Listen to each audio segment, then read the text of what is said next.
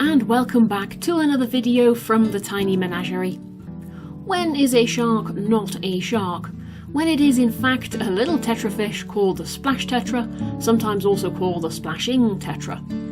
These sleek, subtly beautiful and supremely placid little fish have the long, slender body of a fast and ferocious predator, but the gentle, plodding nature of your average herbivore, and they are the perfect fish for a dimly lit planted tank.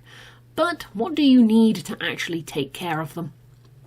Well, the splash tetra hails from South America, covering a wide range but primarily around Brazil, where they inhabit small, slow-flowing rivers and streams that are invariably lined with dense, low-hanging vegetation. And as they are not exactly the bravest of fish, you will want to replicate this as closely as you possibly can in the home aquarium, although you don't necessarily need a paludarium to do so. Just make sure they have plenty of hiding places, and I find they really appreciate floating plants as well. They're often seen hanging out underneath them when they're not being fed. The splashes will spend time out in the open, so they're not determined hiders, but they will dart away and hide at the first sign of trouble. It did take mine a good couple of weeks to really get used to me peering in their tank at them, otherwise they would just vanish out of sight. Now though, as soon as they see me, they are quite happy to gather underneath the feeding hatch along with all the rest of their tank mates.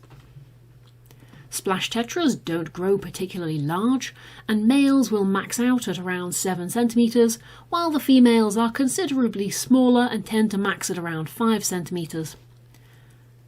Combine this with the fact that they are not the most active of fish, and they only require a tank with a base dimension of about 80 by 30 centimeters. And the depth of this water really doesn't matter in the slightest, because they will spend the vast majority of their time in the top third of the water column, most commonly just below the water surface. One thing to note though is that splash tetras are very accomplished jumpers, and so you will either need to have the water line a good 6 inches below the rim of the tank, or you'll need to have a tight-fitting lid if you're to prevent them from leaping to their deaths. They are also very easy to accommodate when it comes to pH, as they sit in that very comfortable middle ground, preferring a slightly acidic to neutral pH somewhere between 5 and 7, and a temperature anywhere between 22 and 28 degrees.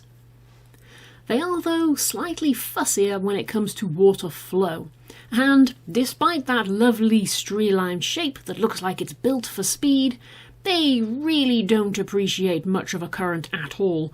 In fact, when the filters are on in my tanks and the water is flowing at its fastest, the splashes tend to be the first to take shelter, hiding around the plants and doing everything they can to stay out of the current.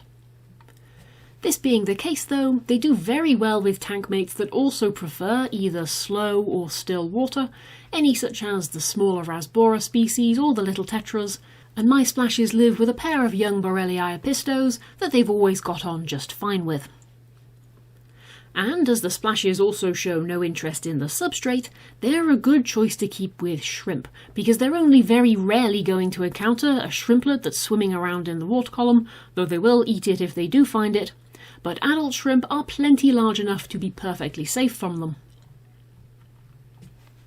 Splash tetras will consume most foods offered to them, be that live or pelleted or flakes, but they are extremely sedate feeders. They really like to take their time when approaching food, and they like to very delicately nibble tiny little pieces from the surface of the water rather than darting up and snatching it away.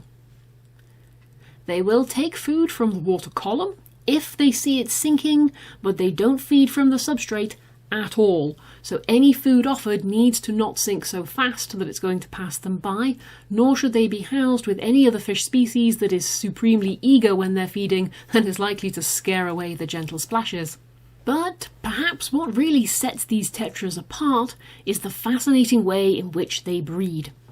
Splash tetra get their name from their habit of leaping as a pair out of the water to lay their eggs on either low-hanging vegetation, or if they're being kept in aquaria then they'll lay on the side of the tank glass, and the male will then keep the eggs moist by flicking water up to them with his tail, hence the name splashing tetra. He will keep doing so for the next 72 hours until the fry hatch, at which point they will fall into the water and all of his paternal instincts will fade away.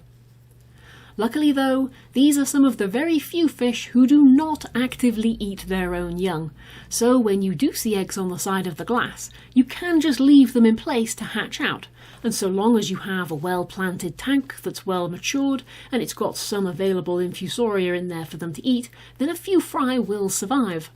Assuming of course as well that you are not keeping your splashes in with a species that would eat the fry. Mine for example would not survive.